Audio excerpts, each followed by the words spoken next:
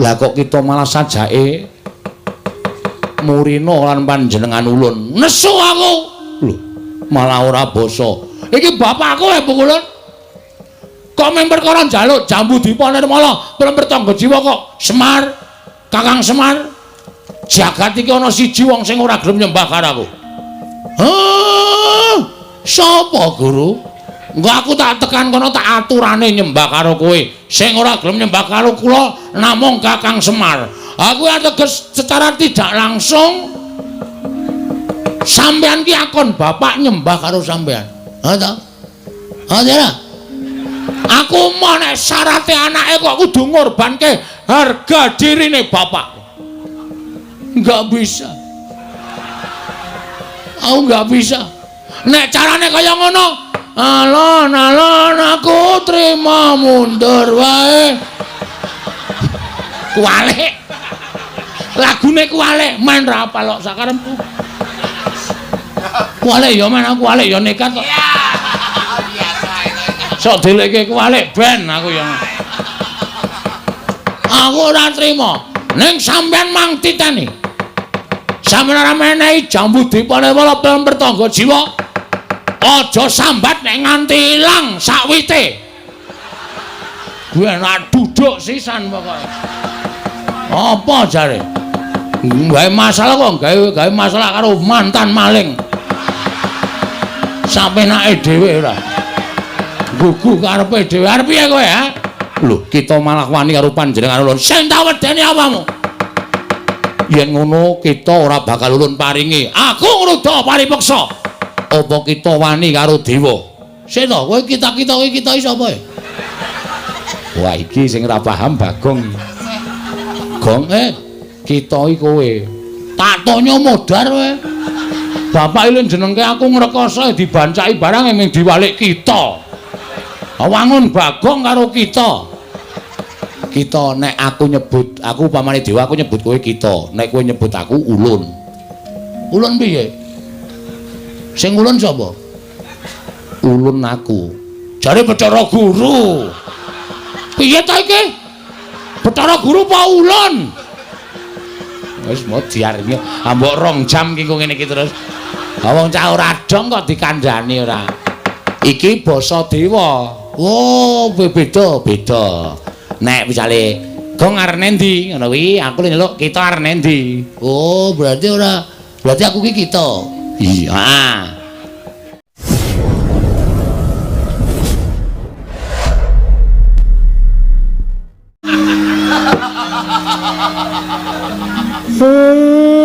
Kaya omongi ya, pelem pertangga jiwa, jambu dipa nirmala kuwi cukule ora ning jagat. Temu ndi, Pak? Kuwi ning Kayangan. Wah, lah mula tak golek ning pasar buah kok ora ono. Anggere bakul tak takoni tumbas pelem pertangga jiwa mboten wonten jambu dipa nirmala mboten wonten sak pasar kempot tak goleki ora ono. Lah kuwi sing angel ning kono kuwi. Sing angel ning kono kuwi.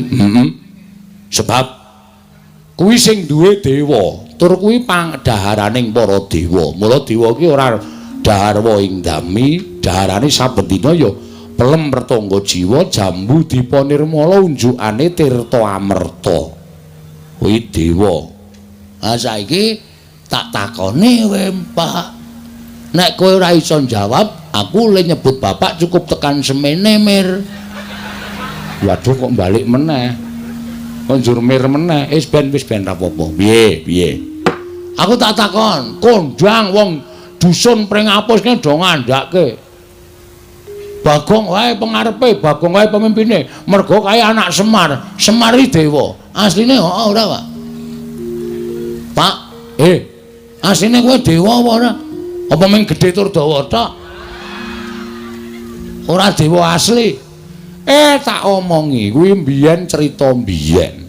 Nek wong sing percaya ya monggo, nek ora aku ya ora apa-apa. Ha iki sing takon anakmu Anakmu kudu ngerti kenyataane. Nek nganti anakmu ditakoni masyarakat, Pak Bagong, napa sampeyan iku anak dewa? Apa aku muni ya mbuh ngono? Engko dikira aku ki wong ora tanggung jawab.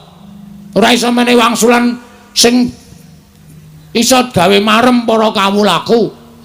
Nek hoo ya apa? Nek ora ya ora. Kuwi mbiyen. Mbiyen kapan? Terus saiki kowe isih dewa apa udu? Mbiyen ala gareng pun sampean mang jujur mawon, Pak. Mungkin ndak malah Bagong muring-muring pun. Sampean ngerti watake Bagong dingendikake mawon. Nek blegere pancen Semar ning sing lenggah eneng kene wedan. Oh berarti sok nguntal kursi ya, Pak. Kok eneng sing lenggah nang kene iki? Ah, kusike to cah bagus. Sing lenggah ning singasana Adi. Kuwi Sang Hyang Ismaya. Ismaya iki sapa? Ismaya kuwi kakange Bathara Guru. Berarti bener. Kawula nek do omong Bagong ki aja sepelek karo wong kaya ngono kae cah pinter ming ora ketok mergo kae anak dewa, anake Sang Hyang Ismaya sing menjalma dadi titah swanta. Wah, seneng aku, Pak. Dadi ternyata asli to, Pak. Aku lagi ngerti mbuktekke nyatake matur dhewe karo Bapak ya bengi iki lho, Pak. Iya, pancen bener. Ning kuwi rak wis mangabad-abad kepungkur. Nek aku dunekke dewa aku moh wong jejerku ki mung menungsa. Aku moh nek dunekke dewa. Ning sampean asline tetep dewa. Ya dewa ning dewa sing kon mudhun ana ing jagat dadi titah swanta. Kok iso? Nek kowe upama urip ning kayangan rak aku barang ki melu sugih to, Pak. Ora kere kaya ngene. Siji pesti loro jodoh telu tibaning wahyu kuwi sing ngatur sing kuwasa. Pestine Semar kudu urip ning donya. Nek jane aku ya ora karep ning gandeng wis dipesthekke ya wis kepiye meneh. Ha sebabe apa to, Pak? Weh, nek tak critake engko ndak dawa. Ora apa-apa. Santai wae to. Biyen aku kuwi kakangne Bathara Guru, bapak kuwi Sang Hyang Tunggal. Oh, ora ndek dulur, ora. Sang Hyang Tunggal ki nalika semana garwane nglairake wujude endhog. Waduh. Endhog? Banyak apa bebek? Wis wujud endhog ngono wae. Lah, endhog mau lahir dadi bocah telu. Kulite dadi Tejamaya, putihane dadi Ismaya, kuningane dadi Manikmaya. Wong telu kuwi sing paling ora rukun dhewe ming si Manikmaya. Sing ragil senengane meri karo kakang-kakangne Ismaya karo Tejamaya. Nganti sawijining dina aku kuwi lagi regejegan karo Kakang Tejamaya. Istilahe gelut. Masalahe rasa takon perkarane. Kalodhangan kuwi digunakake karo si Manikmaya nggo wadul karo bapakne Sang Hyang Tunggal, Rama, Kakang Ismaya, Kakang Tejamaya sami Pancabakah, sami peperangan. Amargi sami rebat kepingin dados dewaning para dewa. Ning jane ora, ning merga Manikmaya kuwi sing jane kepingin dadi dewa. Terus aku didakwa kaya ngono karo si Manikmaya. Rama pukulun duka. Wedane. Apa ya ceritane? Terus Rama pukulun duka didangu Tejamaya, Ismaya kok ngono pakartimu kok kepingin nyahak wenanging wong tuwa. Tejamaya nek kowe iso nguntal gunung pagering jagat sisih kulon tak dadekke dewa. Ismaya nek kowe iso nguntal pagering gunung jagat sisih wetan kowe tak dadekke dewa. Pak Demu Tejamaya cangkeme nganti dijembar-jembarke nganti suwek. Mula cangkeme Togog kakangku kae kepleh-kepleh. Dadi rusak awake.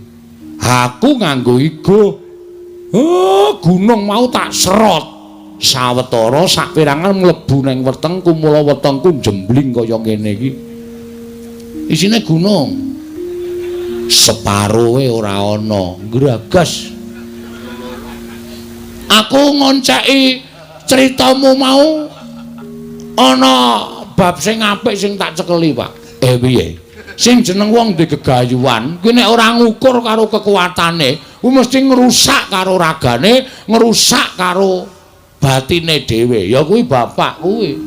Iya, mula aku keluputan terus didukke eneng jagat kene. Lah saiki ngene, Pak.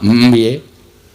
Aku nek njaluk tulung piye, Pak? Njaluk tulung apa? Gandeng bapak ki wis tepung karo wong kayangan. Bapak ki wis apal karo panitia kayangan. Terus bapakmu gawe ning kayangan nyuwuna pelem pertangga jiwa jambu dipa nirmala.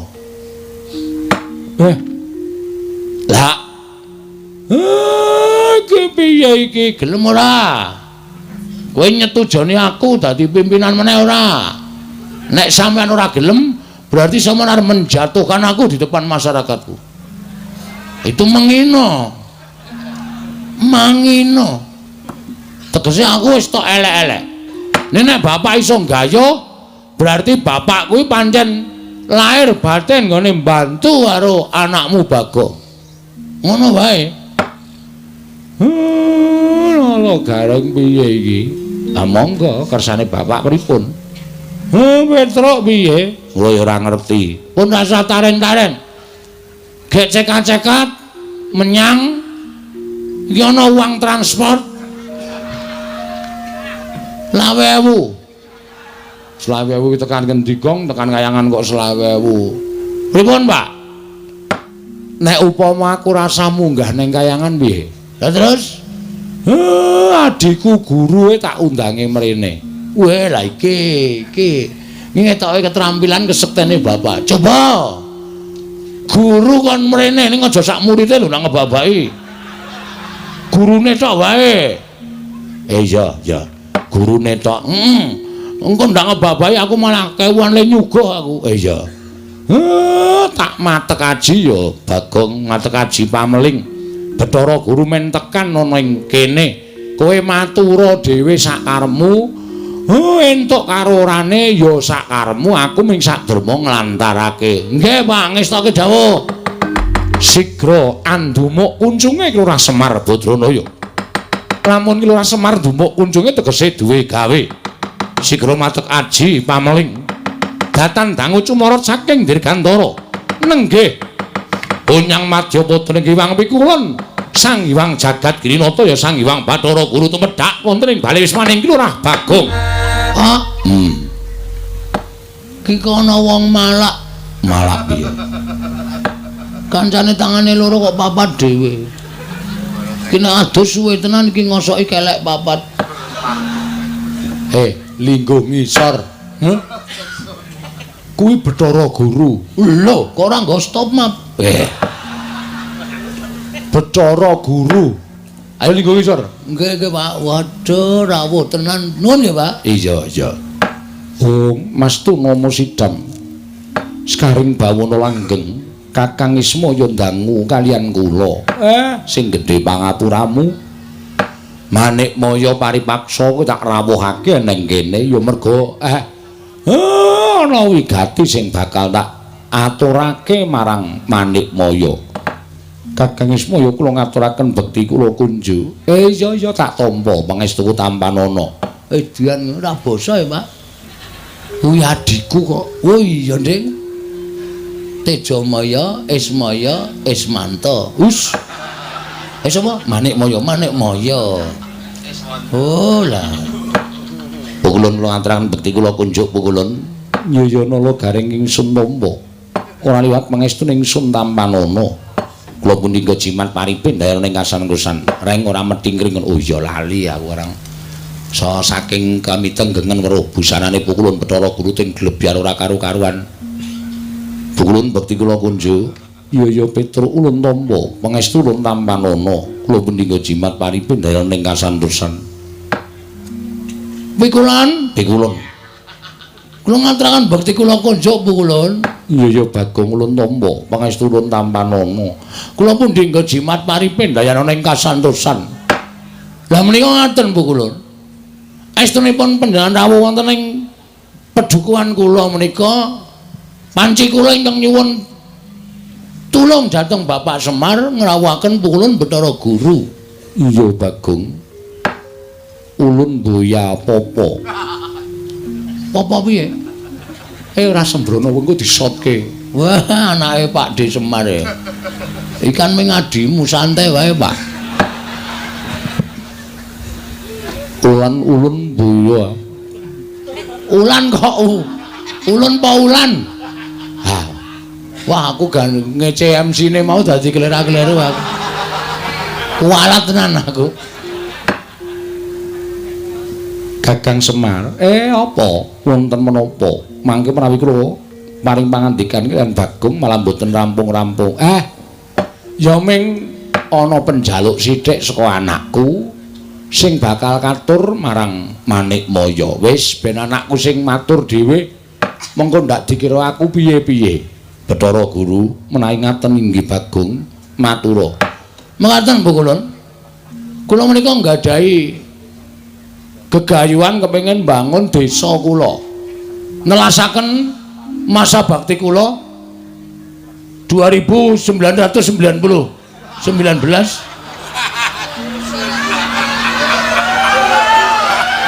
mau ya kleru ta Pak?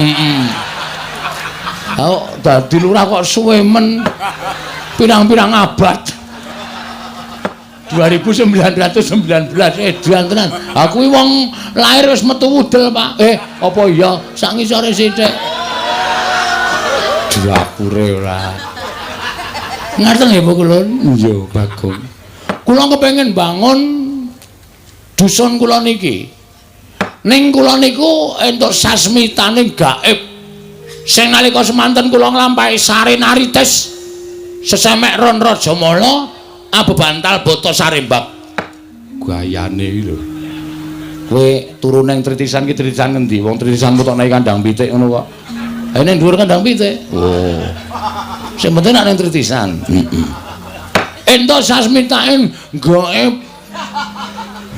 Sasmita gaib. Sasmita gaib bilih saged rancak napa sing kula lakoni menawi dusun kula menika dipun tumbali. Ditumbali apa Bagong? Sepisan ing winastan pelem arum manis. Kok wis malik iki piye? Pelem apa? Arum manis. Pelem arum manis kok dadak ngrawuhke Bathara Guru. Wis jendeng lali aku.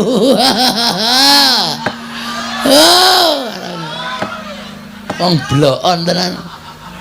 Pelem apa Bagong? Pelem pertangga jiwa. Kalian jambu nganggone muni kluthuk tak bandem. Sandal saka kene. Jambu dipanirmala. Mekaten.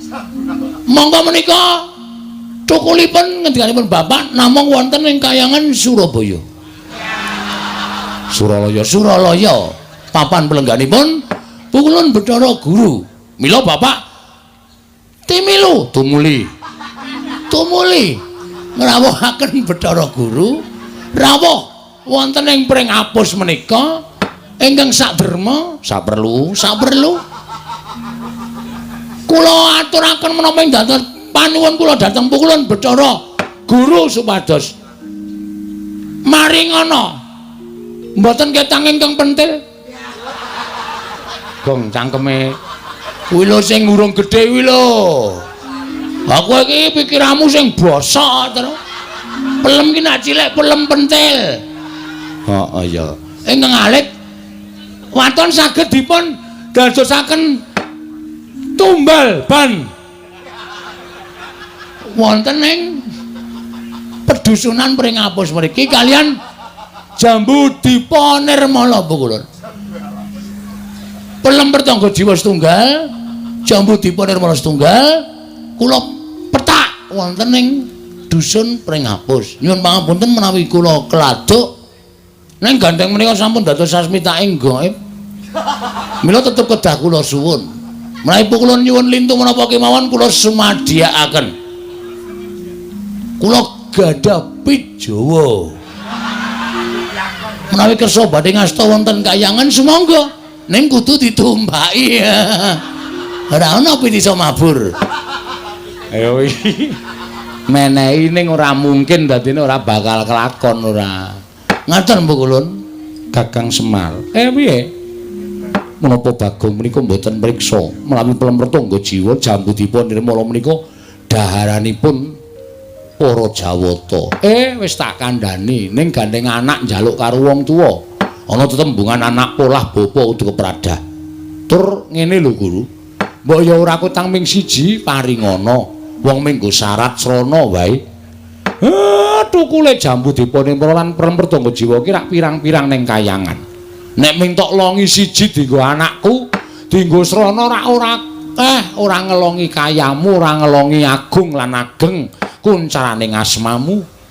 Mula paringna ya Guru. Aku njaluk kanthi banget wene ana.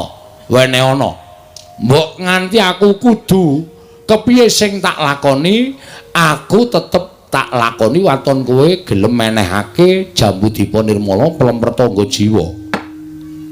Wilahing. Lho, kok malah janturan? Kok sik menawa. Wilahing. Awik namastu nama Cideng. Negari pun dipanjang kunjuk. Gong tak bandung sandal cangkemmu lho. Malah janturan kaya arep wayangan ora. Ha ki mau malah wilahing. Wilahing. Yuk. Aduh. Malah kena sirahku dhewe. Payen Bagong ki malati. Wis wenehna. Kakang Semar kula badhe munjuk atur. Piye? Selaminipun kula menika dados dewaning para dewa. Selaminipun kula menika dados nalindraning Jawata, sedaya titah wonten ing jagat menika sami nyembah kaliyan kula. Namung imanipun wonten titah setunggal ingkang dereng nate nyembah kaliyan kula. Kula kepingin titah menika keparenga sakmangke nyembah dhateng kula. Lan badhe kula paringaken Pelempertangga Jiwa lan Jambudipun Nirmala. Sapa sing ora nyembah karo kowe lan kudu nyembah karo kowe? Mengko wonge kuwi tak paranane. Tak dawuhi supaya nyembah karo kowe, jer nyembah karo dewaning para dewa kuwi wis sak mestine ingkang dereng nyembah kaliyan kula namung Kakang Semar.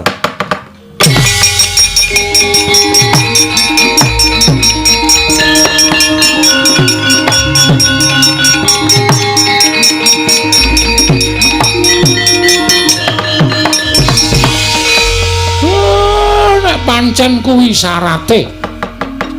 Nadan aku kudu nglesot ning ngarepmu, tak lakonane. Ben napa sing dadi penjangkane anakku iso kelakon? Jangan, Pak.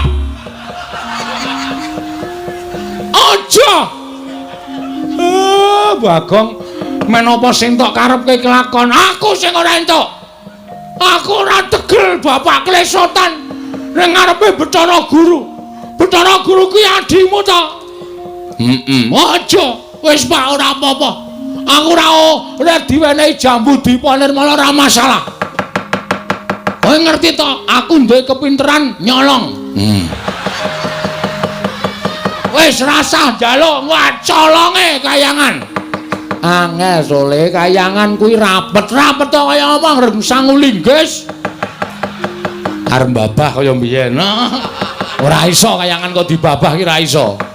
Setro, aku mangkel iki lho Jandro. Mangkel piye? Wis aku lara ati aku. Karo ngendikane Bathara Guru sing tledhak ning bareng tekan pungkasane padha kok nyocok nang rasa. Gong, iki dewa lho. Wis ngerti aku apa ngene bakul bakso. Aja kurang ajar ora sak penakmu dhewe. Wis men. Arep dewa iki nek sak kepenake dhewe bapak kok nyembah. Aku ora etuk. Aku ora mentolo, Tru. Aku jane yo ngrasake lara atiku, Gong. Jagat ki dadi paseksen. Nek bapake kakane Bathara Guru, tata krama ya tata krama ning ora kaya ngono kuwi.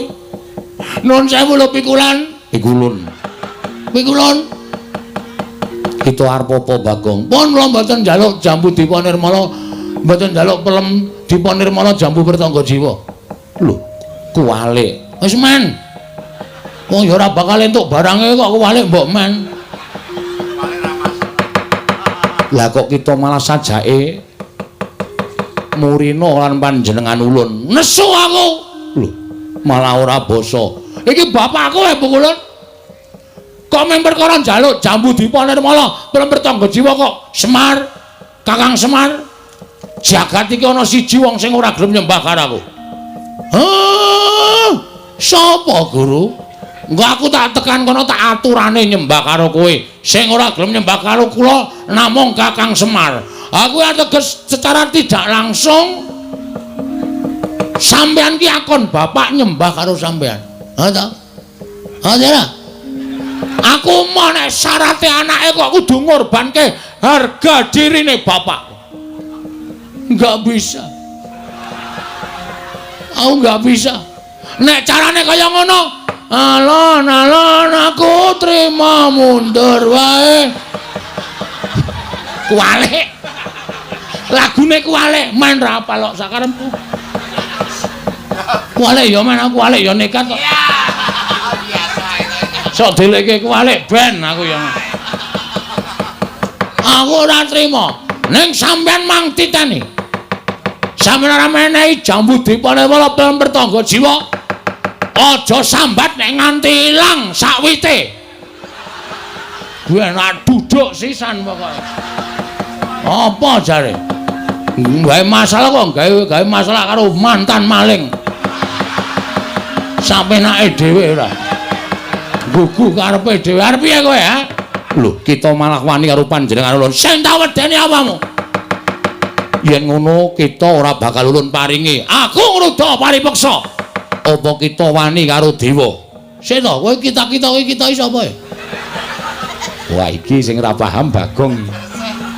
Gong kita iki kowe. Tatonyo modar kowe. Bapak ilun jenengke aku ngrekoso dibancaki barang emeng diwalik kita. Wangun Bagong karo kita. Kita nek aku nyebut aku pamane dewa aku nyebut kowe kita. Nek kowe nyebut aku ulun. Ulun piye? Sing ulun sapa? Ulun aku. Jare Bathara Guru. Piye ta iki? Bathara Guru apa ulun? Wis mau diarep ambok 2 jam ki kok ngene iki terus. Ha wong cah ora dong kok dikandhani ora. Iki basa dewa. Oh, beda. Nek misale Gong arep endi ngono kuwi aku nyeluk kita arep endi. Oh, berarti aku ki kita. Iya. Nek Bathara Guru ki ulun. Heeh.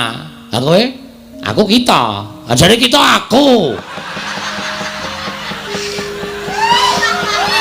Sing positif to. Pun mboten ajeng aku mboten ajeng ngomong kula, Pak. Mumet sirah kula. Sabanjure kita kepiye Bagong apa kita tetep bakal njaluk tangga jiwa. Nek purun mboten maringaken kula tetep mrudha paripeksa. Yen ana apa kita wani lan para Jawata. Nek jane mboten. Ning gandeng nuwun sewu niki kebutuhan rakyat. Napa ta sababe kula ngeboti plemper tangga jiwa jambu dipa nirmala? Merga niki kebutuhan rakyat pring apus niki kedukuhan pring apus. Nek nganti kula ora iso plemper tangga jiwa jambu dipa nirmala entuk, ateges rakyat kula sengsara. Daripada rakyat saya sengsara, lebih baik saya yang harus menjadi apa ya? Korban demi kesejahteraan rakyat.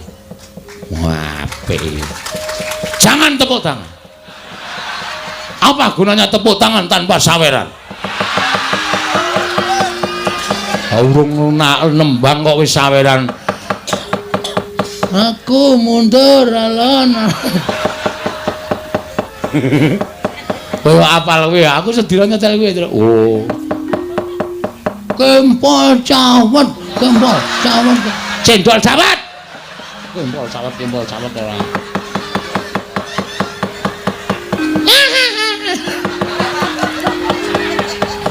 Ibu-ibu le guyu nganti ora kepoyo malah ciraka. Kula ajeng rebut kita wani karo para Jawata. Sing tak wedeni awamu. Bagong sabar men, meneng men. Ora tak peksa ngene iki ora rampung-rampung. Sampeyan ora maringke, kula munggah ning kayangan tak bedol wite. Ben dewa aja ngelih kabeh.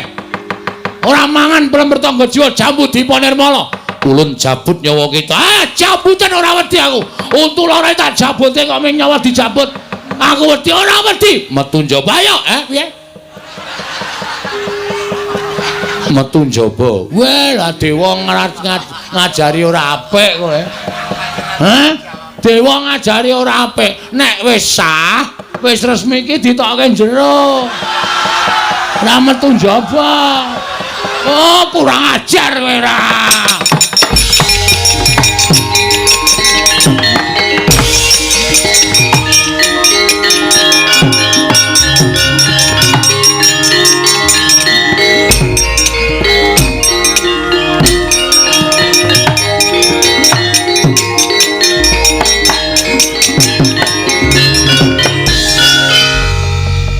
Wedi to Bathara Guru karo Pak. Kae iki ora wedi ning kae metu ning pelataran lumpukke dewa-dewa mateni kowe. Waduh. Apa? Domongi kok. Aku padahal mau men gojek dewa kok jak gojek ki ra iso. Mula aja sok sembrono. Waduh cilaka iki. Tru? Aku dewangi, Tru. Ya. Reng, apa? Aku dewangi ya. Oh, tangane wetekle ora kon gelut. Ayo ngantri rak ya ora tekan. Oh, ditanono ora ngewangi aku berarti kowe tega ropatiku. Ya sae-saeku lho. Kowe ketoke cilik nek gelut trampil. Ngono aku diwangi ya, Reng. Ya. Aku dilindungi. Kowe pokoke tak dapuk dadi linmas. Oh iya. Linmas kaya ngene iki sing wedi sapa coba? Linmas kok ting gendiek-gendiek ngene. Sing penting getakane kok, Tru. Getakan sempritan sing penting. Ha iya ora. Wis Pak, Bapak rasa kuwatir, tak tanggunge Pak, rasa wedi. Ngono ana apa-apa piye? Saya tak takon. Kowe tresno ora aku? Aku tresno. Nek kowe tresno, mengko nek Bathara Guru methoke aku arep mateni karo aku. Pethoke ya, Pak. Oh iya. Ya? Anake Bathara Guru jenenge apa? Bathara Indra. Sisan kuwi pethono sisan, Pak. Oh iya. Terus liyane oke. Penyarian Yamadipati, Mahadewa, Bathara Brahma, Bathara Sambu.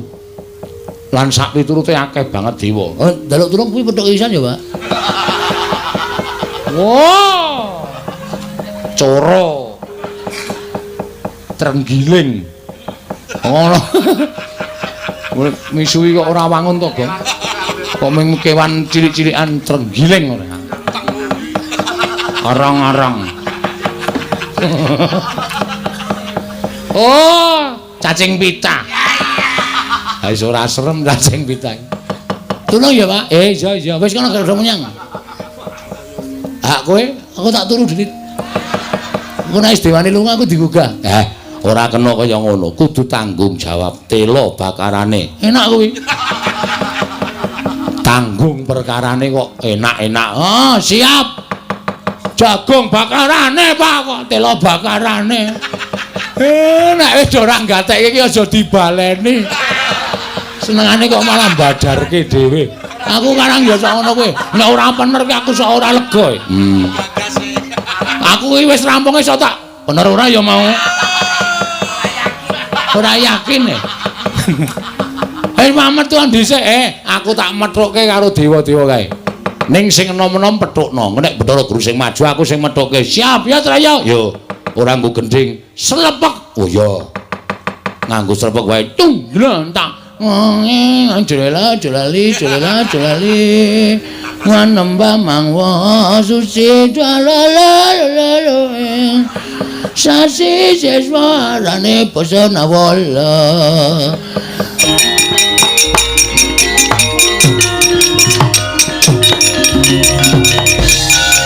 Ayo amuk Suramrata Jayamrata imbang yen padha-padha. Kowe arep ngopo kowe? Kowe arep ngopo kowe? Mang tutuke le ngantem. Mang tutuke. Sadurunge aku semaput bales kowe ora kekecek aja duntang nala garing. Ayo Aku walesen. Reng, apa? Nggon busi. Oh siap. Kono wis entreke lorone ra jamak-jamak. Bres ngono, Reng. Mati dene aku. Ayo walesen, mati ya. Ayo. Waduh. Muter weh.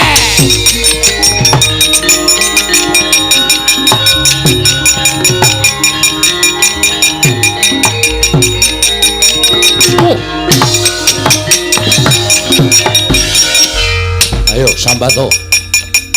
Ora bakal kula mundur. Kowe ora mundur tekaning pati. Kowe ora iso ngantem aku iso ngantem karo kowe. Tekaning pati. Tru. Kabulator. Nggon ngendi? Wah, kowe ora paham. Ono yang nang banyune ya kono kowe. Kabulatore kono kowe kepruk sak banter-bantere. Mati dereng aku. Waduh. Wah, ayo gong ya.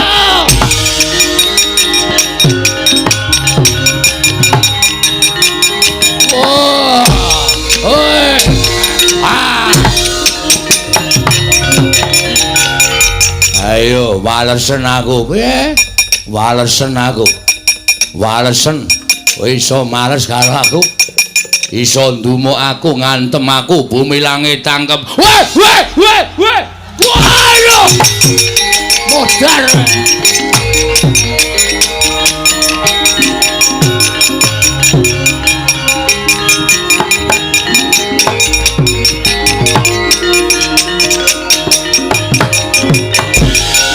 Pecah kula wulu. Mati aku edan. Nolo gareng edan. Wah, diantem sak banter-bantere. Waduh. Aduh Rama Wulun.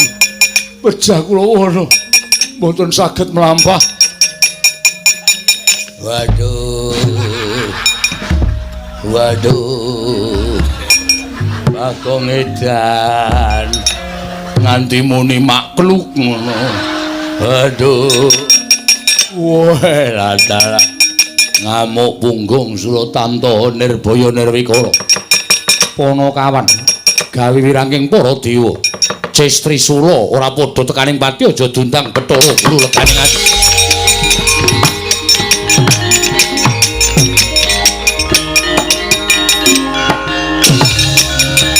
Waduh. Wes.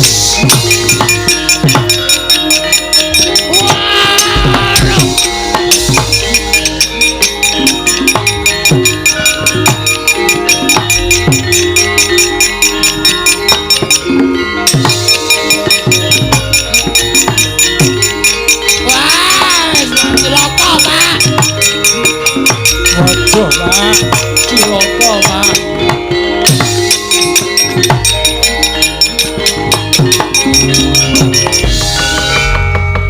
Piye kok do mlayu-mlayu? Wah, wis. Nek dewane kalah kabeh. Cocok ora? Dodo medun cocok. Sip, Mak. Penyarian tak kwampleng kluthuk. Bebek ora karo-karuan ya. Jungkel-jungkel Dara Indula antem ya kontal. Pak. Bathara Guru nggawa drai. Drai dengkulmu mlocot ora. Sing marai mlayu ki ya mbuat Bathara Guru nggawa gaman kae. Namane apa ya, Tru? Kae jenenge kaya tombak ning pucuke telu, Pak. Kuwi bebayani. Ora ana sing wani nampani kuwi. Kuwi pusakane Bathara Guru sing jeneng Cestri Sula. Cestri Sula, Tru. Gong Cestri Sula, Gong. Agene men Cestri Yamin. Cestri Sula. Mula kok ditokke kok suarane. Cengkoke linge dawe-dawe. Cestri Sula. Kae ora ana sing wani methukke ning bapakmu wani. Ngene bapak mati. Ngene bapak sedo. Pendem ya, Pak ya. Hus. Apiye meneh wong mati e? Kok karo bapakne kaya ngono to, Gong. Kon piye nek mati? Nek aku mati kowe ora sida mbangun desa. Waduh, wis ora ketemu Pak Bina. Cilaka iki to. Ha iya.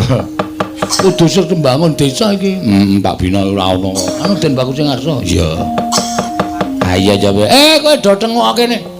Bagong Petruk gareng tengok kene. Bathara Guru aku tak neng kene ora tekan kene dhewe wong.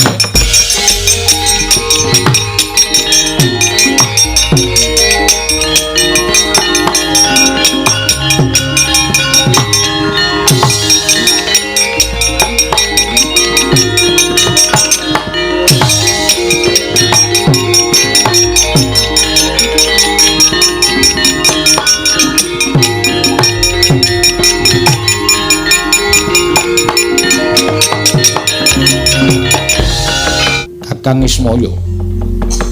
Sakmenika sampun pantuk pepunta ning dekat menawi Kakang Semar mboten purun nyembah kaliyan kula paripaksa kula ngginakaken panguwasa minangka dados dewaning para dewa. Kakang Semar saat majanipun badhe kula tegakaken Kakang. Mbok sabar to Manik Maya. Dipeto nganggo nalar sing ganep ora sak kepenakmu dhewe ngono kuwi. Lah nek nganti iki engko do ngerti mongko iki neng jagat. Nek nganti Manik Maya ngerti mateni Semar, apa jeneng ora banger bacin asmamu? Sing padha wis weruh. Lah jare Semar ki kakangne Bathara Guru kok malah kakangne dipateni adine. Apa jeneng kowe ora ngreksa marang kalindraning Jawatamu? Apa jeneng ora kowe ngreksa marang asmamu? Aja nuruti karo mubal babaling nepsu, mubal babaling kekarepan. Nek kowe kepengin aku nyembah, iya aku tak nyembah. Ora apa-apa. Wong jere kowe kuwi ratu-ratuning dewa, aku ming derajate wong cilik ming Panakawan. Wajibe ya pancen kudu nyembah. Ning ora neng kene to, kowe jaga asmamu, aku tak ngreksa jenenge Semar. Menika saestu Kakang. Aku kok tau goro ki goro kapan? Lajeng keparingipun Kakang Semar neng kayangan. Wonten kayangan. Aku tak nggawa anakku Gareng karo Petruk neng kayangan men do weruh kabeh dewa-dewa anak-anakmu nek Semar nyembah karo Bathara Guru, Semar ora duwe niat wani karo Bathara Guru. Menika saestu. Tenan. Gareng melu, nggih, Pak. Petruk melu, nggih. Aja wedi mati. Mati neng kayangan ra apa-apa, sendika. Sendika, Pak. Pak aku piye, Pak? Kowe nang omah wae. Engko ndak ora kelakon lehmu bangun desa. Waduh, kancaku sapa, Pak? Engko golek kanca. Petruk melu kowe. Aku melu kowe. Gareng melu kowe. Wong telu lunga. Heeh. Rampungke kewajibanmu bangun desa, mengko rak. Kowe isih dibutuhke dening para masyarakat padusunan kene. Nek ora bali, ora apa-apa. Teges aku mati. Waduh. Ngopo kok jewek-jewek iki? Aku arep wani karo bapak ning aku sayang karo bapak, Tru. Ayo wis ben Gareng barang kok ya mati. Ayo nderek bapak kok ya. Alah, Reng. Ora kesaur utangmu. Wis ben kok wis tak ikhlaske. Kowe barang ya mati, Tru. Asik. Lho. Kok asik iki piye? Bojomu ayu e. Oh. Cahe Dian. Aku pancene Dian. Mau gedeng ora. Kuwi tenan saestu Kakang Semar. Aku kok ngapus iki. Wis to, ayo. Dina iki budal bareng. Aku tak ngejak anakku Gareng karo Petruk Bagong men ngrampungke gaweane. Nanging menawi mangke Bagong sampun rampung pedawalanipun badhe kula pethuk, kula inggihaken wonten ing kayangan. Kula sampurnakaken sareng kalian panjenengan kula susulaken kalian kadang-kadangipun ala Gareng lan Petruk. Sakarepmu. Nek Bagong gelem. Bagong kok nek wis rampung bangun desa karo dipethuk karo Bathara Guru. Asik. Kowe arep diunggahke ning kayangan dipateni dicampurke karo Gareng karo Petruk. Wis ra apa-apa ra masalah. Sing penting kewajibanku rampung kabeh. Wis ora bakal piye-piye aku. Nggih, kula ngestakaken dawuhne ngestu lho dipethuk lho. Iya, ulun pethuk. Nek saken beto tosa. Lho. Guru kok nggo tosa ora. Ora mungkin ora dewa e. Monggo Kakang Semar kula dherekaken minggah dhateng kayangan. Ayo. Ikhlas nggih Kakang. Ora ikhlas sebab apa? Urip olare tuku, ora utang kok dadak ora ikhlas.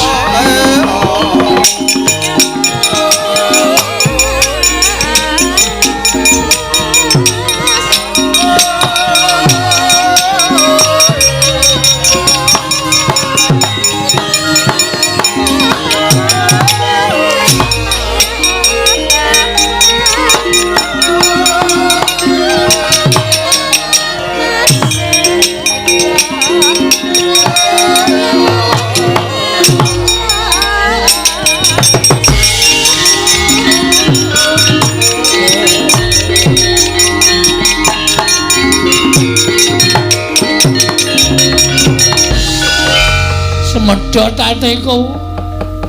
Matur nuwun ya, Prak. Kowe mbelani karo aku. Matur nuwun ya, Reng. Kowe mbelani karo aku. Kowe ya, Truk. Aja kuwatir. Bandamu tak jarah rayah. Maksudku tak slametke, Truk. Walah, kok sepine piye iki? Njuk kancaku sapa wis? Bapak ra ana, Petruk ra ana, Gareng ra ana. Nek nganti tekan jam 2 padahal ngendika mati gara-gara masa aku dhewe. Wis ora bakal rame. Ora bakal gayeng aku terus arep wadul karo sapa iki? Wadul karo Pemunden Pandhawa malah diluputke. Wadul karo Sinuwundarawati mesti disalahke. Sik. Oh iya. Aku sing sedulur e. Bapak ki jarene tunggale 3. Semar, Ismaya, Tejamaya, Manikmaya. Tejamaya ki jarene Watagok. Ha iki aku nek ora njaluk pambiyantune Watagok wis ora bakal rampung perkaraku. Wis tak sowan ning Jurang Porong. Wah, aku sing sowan. Bapak digawa ning kayangan dipateni karo adimu wae. Nek Watagok mbogong ora melu-melu langsung tak benggang cangkeme. Wah, suwek tenan. Adine kok ora arep melu-melu. Wah, aku sing sowan, wah aku sing teko.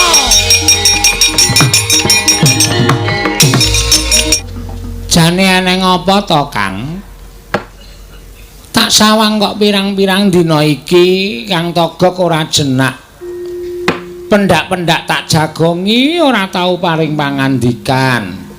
Wong biasane kowe kuwi nanggre aku tengok-dek, kowe tengok-dek langsung kula triyema jinuwun ngono kae. Ning kok ora kaya biasane kok meneng wae iki jane mikir apa Togok? Lung. Aku ki jane ya wis wong tuwa. Nek arep tak kandhake kok rasane isin. Wong aku ki arep kaya ngene wis tuwa, tur dasare aku wis wareg mangan gempalaning jagat legiasining kahanan.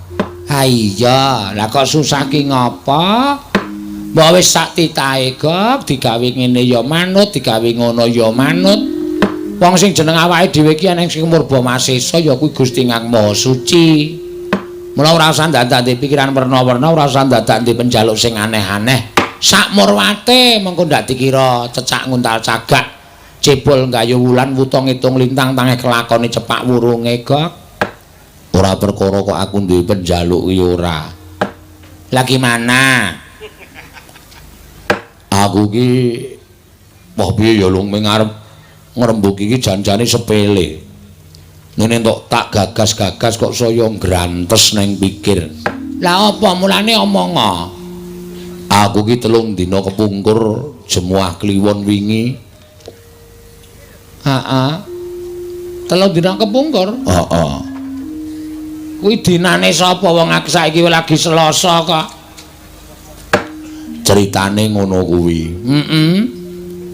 Kuwi aku ngimpi. Ngimpi apa? Dulurku lanang kok kayane pirasatku ora apik ya, Lung. Kose ngimpekke aku ora. Lho, dulurmu ki sapa? Wong nyatane kowe tak kancani urip seprono-seprene ya mung karo aku, ora karo sapa-sapa. Ngalor ngidul ya karo aku, gulang-gulung ya karo aku. Kok kowe muni nek dulurmu lanang kuwi tak impekke elek ki, aku apa piye, Kok? Kudu. Ora ya ngerti to aku kuwi ndek sedulur Adi ning tanah Jawa. Oh, Semar. Ismaya. Oh. Ngapa Semar? Tak impekke kok ora apik. Semar ki lelayaran numpak baita, ning kok ora ning segara, ora ning Bengawan, ora ning kali. Ning kolah ora. Jeneng kapal kok ning kolah nyocok cengelmu iki, Pak. Rasae masih tegak. Biasa wae wong sing jeneng omongan ki ya diselani nganggo gojek ngundak sepaneng. Lah iya. Lah terus Semar lenite kapal nendi? Semar lenite kapal ki kok ning Kawah Candradimuka. Loh. Ning Kawah Candradimuka? Heeh. Mongko bengok-bengok pendhake ning wong weruh dijaluki tulung, pendhake ning wong weruh dijaluki tulung. Gegah tangi saka turu merga wancine wis esuk. Pitikku jago do kluruk ingon-ingonanku do ting brengok. Wancine gagat bangun esuk. Monggo hitungan impen yen manjing gagat bangun esuk kuwi impen sing ndara dasih. Tegese sing puspa tajem, impen sing bakal kasembatan. Mbah ya wis Gak. Ngapa tak kowe iki nggagas impen barang ki? Wong kowe iki biasane ora tau gagas impen. Lah kok saiki kok tak gagas banget nganti kowe ora tau omongan karo aku, mergo gagas adimu si Ismaya nggone ngimpi numpak kapal ana ing tengahing Candradimuka. Durung rampung leku cerita. Terus bareng tekan tengah kawah ora kanthi kanyono-nyono ana ombak wujud geni ingkang nyampluk baita sing ditumpaki Semar. Terus lha kok kapalin jumplang. Semar klelep ana ing Kawah Candradimuka, aku ora iso nulungi piye-piye, bisane ming mes padhakake. Bar kuwi terus geragapan aku golek banyu tak nggo raup. Terus aku meneng wae tak pikir-pikir kok impen kok le medeni timen.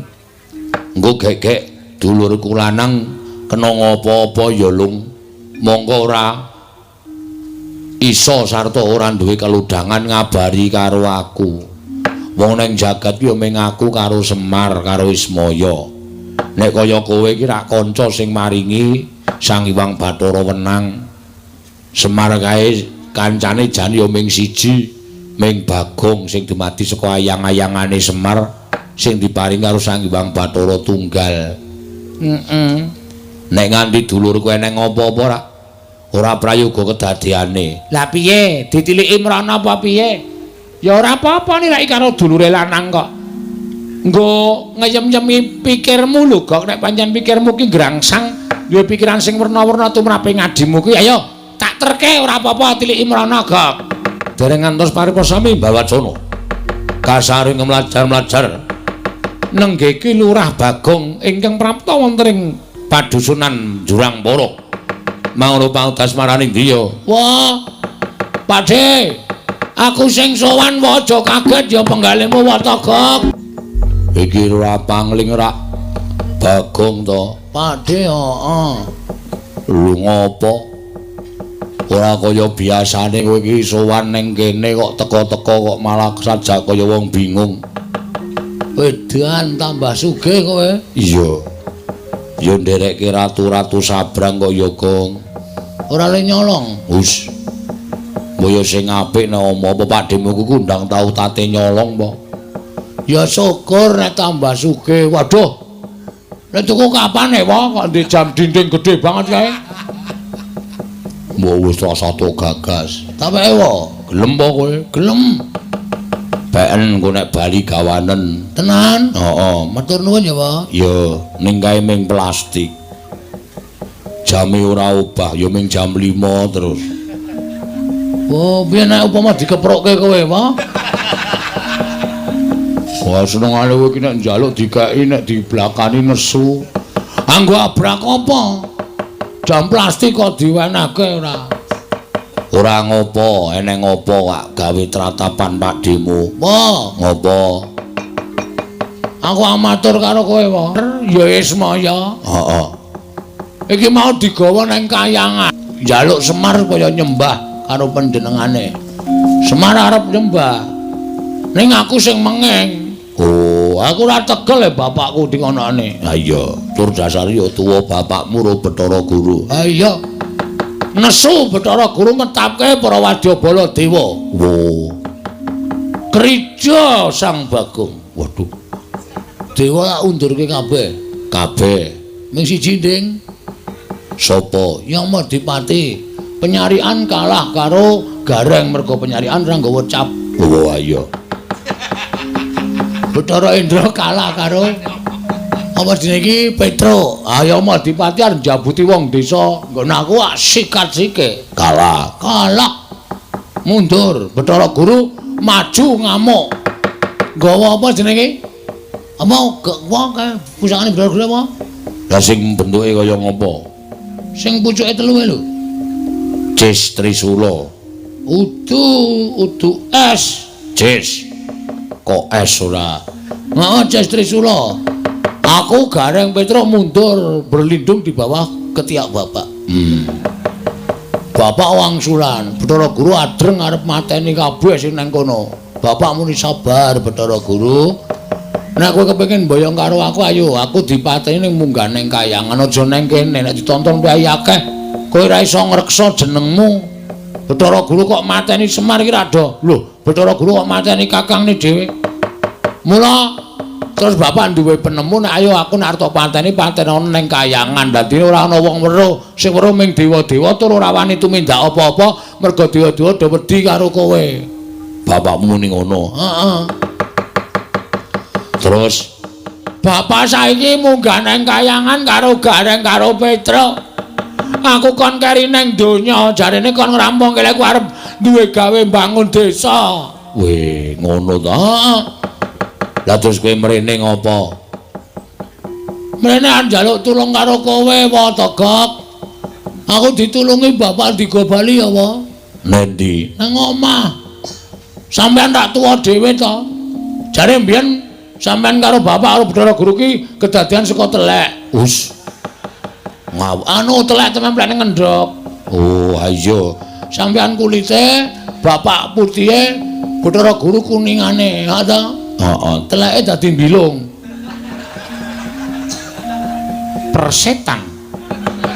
Oh, jero. Basa Indonesia ora. Ana kuwi tulungi apa? Gong. Nah aku sing nulungi mengko ndak aku dikira wong tuwa sing melu-melu perkarane bapakmu karo Manikmaya.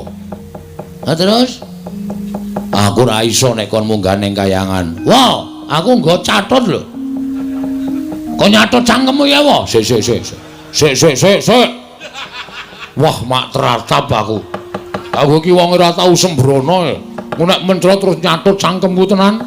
Iki serius iki. Nek ora gelem ngewangi karo aku, ora gelem balekke bapak, asli tenan catet. Tak benggang nggo kunci Inggris sangemu. Men saya amba. Sik.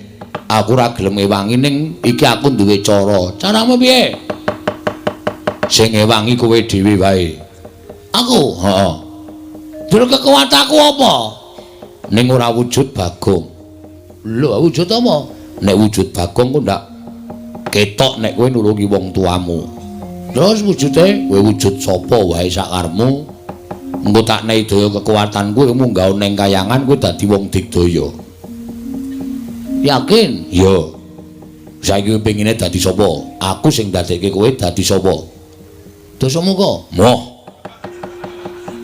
Iki Ratu Angkara Murka kok dadi ya sing apik-apik. Dadi sapa? Milya. Setyaki. Mah, ndak jotosan terus aku wegah. Ah sapa? Abimanyu. Ah ora, bagus malah kecentelan rondo pirang-pirang rekoso ling ngragati manen. Ming wong kere kaya ngene. Ora jane nek tok seneng iki pengin dadi apa? Nek siwa iso ndadekke aku, njaluk dadi Raden Werkudara apa? Wah, mbok ora sing aneh-aneh, Gong. Iki mung cilik kaya ngono kok. Berarti ora iso. Nek iso dadi apa-apa iso. Iso le iso ning Boyotriyane. Ora, catet cangkemmu. Yo. Yo tak dadekke. Wah kok ancamane ming cangkem terus to iki. Apike cangkemmu wae? Iso kemlebet kaya gendera e. Oh ya ben ora. Wis wani dadi Raden Werkudara. Wani, kok nek ketemu Raden Werkudara tenan kowe nanggung dhewe perkarane. Tak tanggunge. Wis, aku piye carane, Pak? Ngadeg. Ngene. Sedakep. Ngene. Merem. Melet. Ah catet ya ora. Rasa nggo melet. Wis ngampet ambegan tak cipta. Ya, tenan lho. Ya. Ngapusi atuhnya tenan. Ora. Dibuat jadi anjing saja, Gok. Kuwi borokan muni piye iki mau? Tak klithiki ndasmu kowe. Mulung aja tok kebeda iki nek wong nekat tenan ndulungi, neng nekat nyemelangi. Wis tak suwunke ngersaning Gusti ya, muga-muga kasembatan panjang kamule. Mandi panuwuning Lurah Togog eling-eling dewa. Sang Hyang Tejo